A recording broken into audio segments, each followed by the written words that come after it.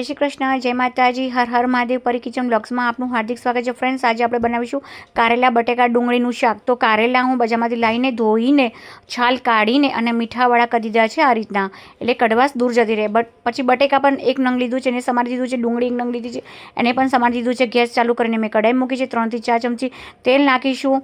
તેલ ગરમ થઈ જાય એટલે લસણની કળીઓ અંદર નાખીશું. પછી ડુંગળી નાખીશું સમારેલી, અને બટેકા એને પણ સમારીને અંદર નાખીશું, અને અડધર નાખીશું. અને આપણે આ જે કારેલા છે મીઠું અંદર નાખ્યું હતું એ નીચોઈને આપણે કારેલા અંદર નાખીશું.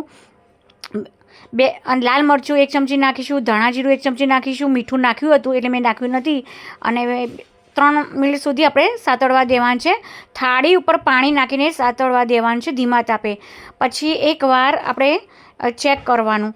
ચેક કર્યા પછી થોડું મિક્સ કરી દેવાનું, અને ગોળ નાખવાનો થોડો ચપટી, અને ગોળ નાખીને પછી થોડું સાતળવા દેવાનું. થોડું ધીમા તાપે થવા દેવાનું 3-4 મિનિટ સુધી, અને ચેક કરી લેવાનું. તો આપણું શાક રેડી થઈ ગયું. જય શ્રી કૃષ્ણ.